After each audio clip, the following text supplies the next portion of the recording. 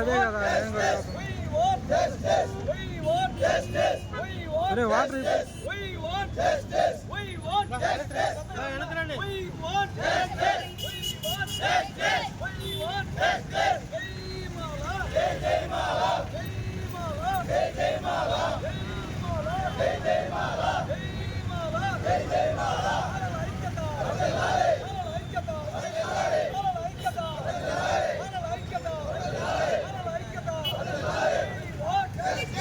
చివరి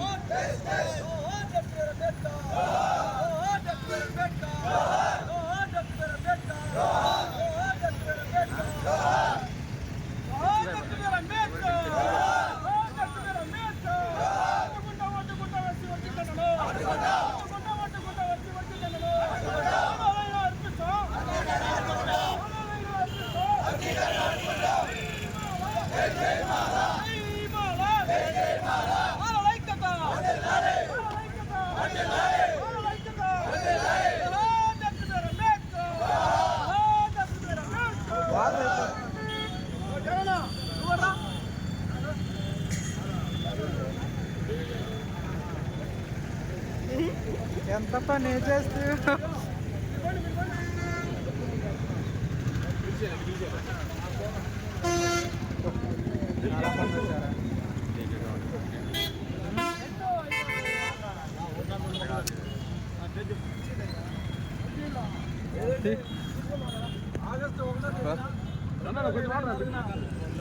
మన దేశంలో ఉన్నటువంటి అత్యున్నతమైన నాయకుడు సుప్రీంకోర్టు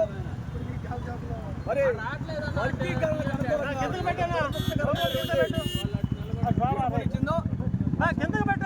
అనుసరించే మరి మన దాయాదుల రాష్ట్రమైనటువంటి తెలంగాణ రాష్ట్రంలో మరి అక్కడ మాలలందరూ కాంగ్రెస్ పార్టీకి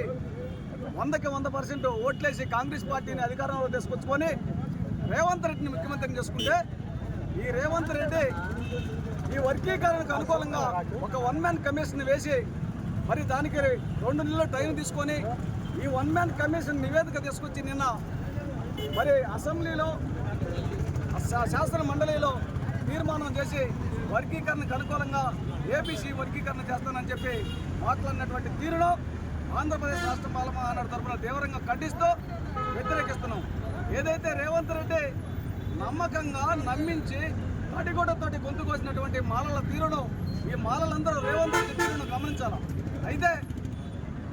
ఈ యొక్క తీరును వ్యతిరేకిస్తూ తెలంగాణలో మాల జేఏసీల పిలుపు మేరకు రేపు 14వ తేదీన తెలంగాణ రాష్ట్ర బంద్కు పిలుపునివ్వడం జరిగింది. ఈ రాష్ట్ర బంద్కు ఆంధ్రప్రదేశ్ రాష్ట్ర మాల మహానాడు తరఫున సంపూర్ణ మద్దతును ప్రకటిస్తున్నాము. మరి అంతేకాకుండా ఈరోజు ఆంధ్రప్రదేశ్ రాష్ట్ర మాల మహానాడు ఆధ్వర్యంలో అన్ని కుల సంఘాలను, విద్యార్థి సంఘాలను, ఉద్యోగ సంఘాలను, దళిత సంఘాల్లో ఉన్నటువంటి అందరినీ కలుపుకొని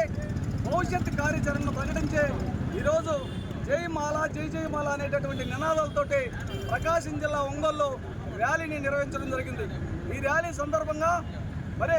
మాలల పంతం వర్గీకరణ అంతం, వర్గీకరణ వద్దు, మరి దళితుల ఐక్యత ముద్ద అనే నినాదంతో ముందుకు సాగిపోతున్నాం. ఏది ఏమైనా ఈ యొక్క వర్గీకరణకు సుప్రీంకోర్టు అనుకూలంగా తీర్పిచ్చిన తర్వాత 20 సంవత్సరాలు 30 సంవత్సరాల నుంచి